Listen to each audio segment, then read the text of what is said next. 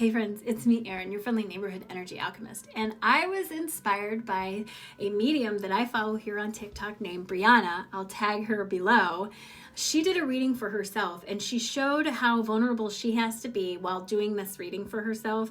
And I thought that was amazing. I'm going to tag her in this video and I hope that other people who read cards do this too, because I have found it's very difficult to read cards for myself. And people ask me all the time, don't you read cards for yourself? And I'm like, no, I don't.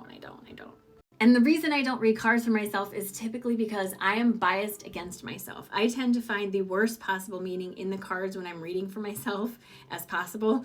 So today I'm going to be very vulnerable. I'm going to shuffle and I'm going to bring the cards out in real time. I'm going to show you what it looks like when I try to read for myself. And I think being vulnerable like this will help other people understand, other people who do this, that you're not alone. It's hard to read for yourself. I have certain readers I go to, other people do, but let's start this out. Be vulnerable and show this. Let's do this. I'm going to shuffle first. Here we go.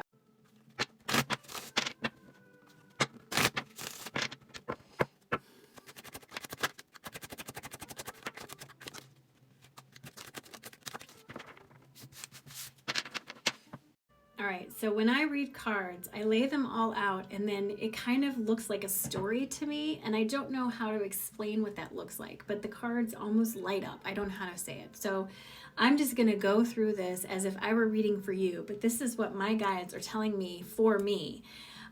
So my guides are bringing to my attention, number one, that I have overburdened my energy a bit. I'm trying to control things that are out of my control. I'm trying to fix things that I can't fix. And this is a role that I have taken on since childhood. That sacral chakra is all about roles that we play. As an oldest child, especially in a dysfunctional family, I felt a lot of responsibility for my siblings, and it definitely is spilling over into my life right now, and I'm trying to control a lot of things that I can't control. My guides are bringing up that I need to reassess this situation, that there are things that are just have to work out a certain way, and they're telling me to release the burden that I've placed on myself when it comes to this. They're also acknowledging that I've been putting this off for a little while, that I know it's there, but I've been putting it off. So they're kind of calling me on the carpet with that and saying, hey, we see what you're doing and it's time to stop that. My guides are also saying that this will require work, but if I put the work in and letting go of that and start making better decisions that are more in favor of me, instead of trying to fix all the problems outside of me, I need to make decisions that work for me. Then the things outside of me that aren't working will fix themselves in a sort of ripple effect. This is going to require some determination and some letting go of things that I'm holding on to from my childhood teachings and expectations. But this is all part of that journey that I wanted to be on, connecting me more deeply to the spiritual side of who I am. My guides want me to understand that if I can be generous with myself at this time, especially going through this difficult phase for me, that it will lead to a next phase in my awakening experience, whatever that might look like for me.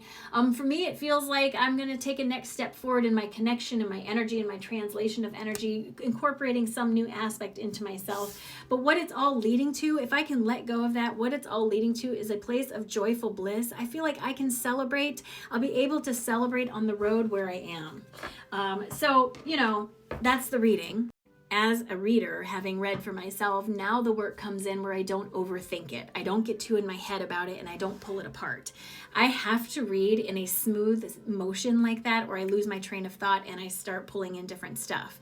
So that's how it works for me. That's what my guides are telling me right now. So if you're a card reader, I want to see what your guides have to say to you. I want to see us all be vulnerable and talk about how it's not easy to read for ourselves.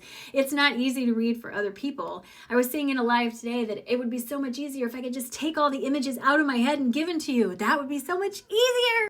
But I can't, so I'm stuck with English words to try to describe it. So anyway, that's me showing you what my guides have to say to me today. What do they have to say to you? What are your guides telling you, friends? Are you listening? I want to